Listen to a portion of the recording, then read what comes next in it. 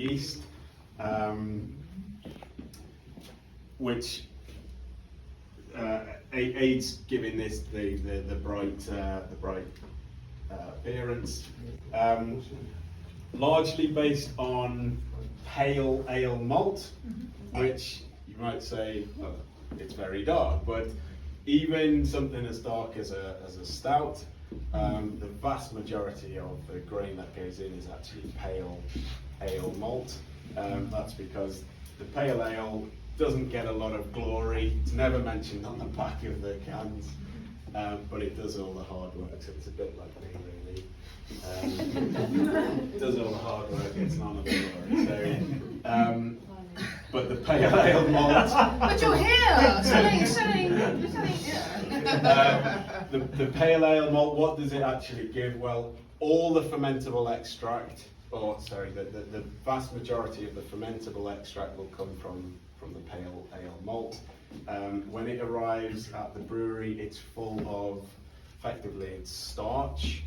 But what maltsters do when they turn barley into malt is they start the process of degrading the barley grain, and they stop it at a particular point. So what they're doing is that all the structure of the barley grain, all the protein-based structure has been degraded, but they stop it at the point that the starch starts to degrade, because I want to do that. I'm the brewer, I want sugar in my work, so the yeast has something to eat. So that's what malt is. It's a partially degraded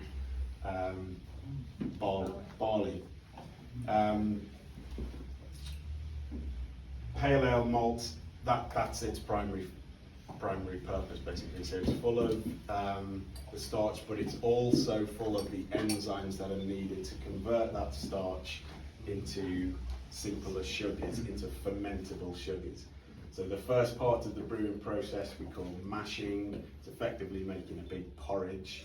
For a beer like this, we're using 12, 15. I think it says 12. I've been told it's 15. No, it's well, I think it's probably one of these beers where we've probably made about 5 batches, and every time it's been tweaked a little bit.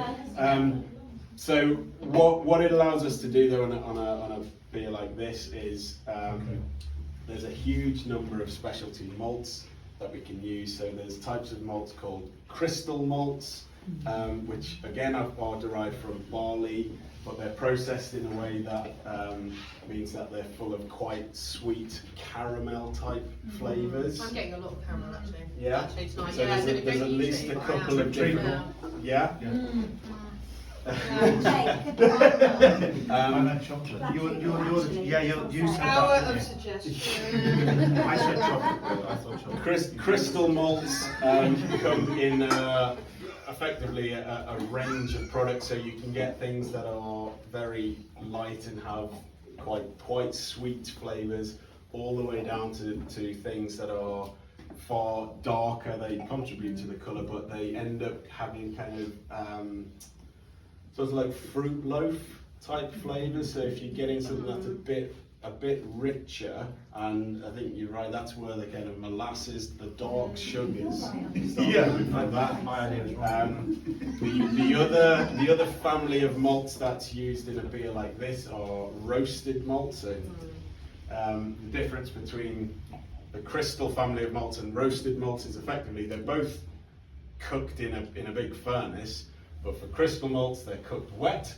For roast malts they're cooked dry, so you get a very different set of flavours from what's essentially the same starting point. So sorry, you said it's slightly burnt. Is that what you're getting at there? The burning, the burning. Roast malts, like crystal malts, come in a range of flavours. So they start off with amber malt all the way through to black malt. Right. So depending on the time and temperature that they're in the kiln, the maltsters can stop the process. So there's amber malt, brown malt, chocolate malt, black malt, and variations of.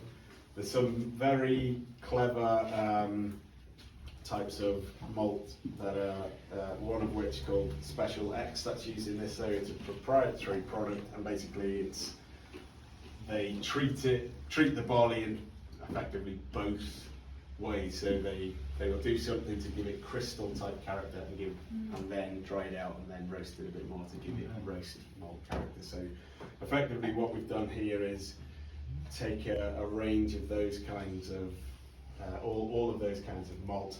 There's also oat in there because we want to have a body, and hopefully for a beer like this we want it to have, it's not so thin, there's a little bit of, it's quite slick, but there's a bit of body to it as well.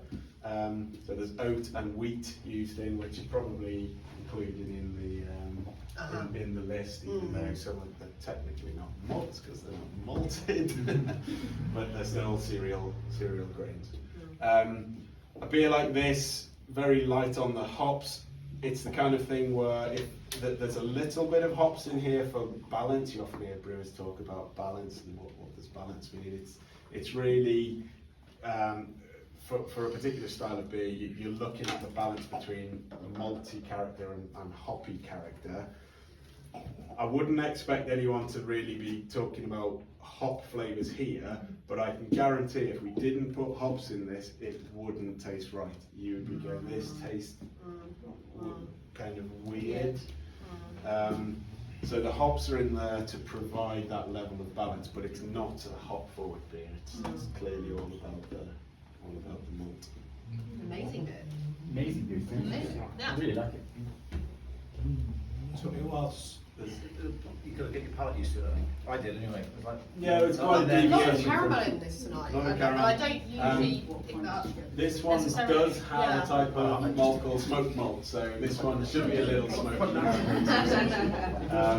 So it's Chocolate, hints of coffee. chocolate, coffee, Yeah. caramel. There is a little bit of smoke in there, so it's smoked malt is effectively pale malt. Beechwood smoked. An excellent pair with blue cheese or chocolate. Yes.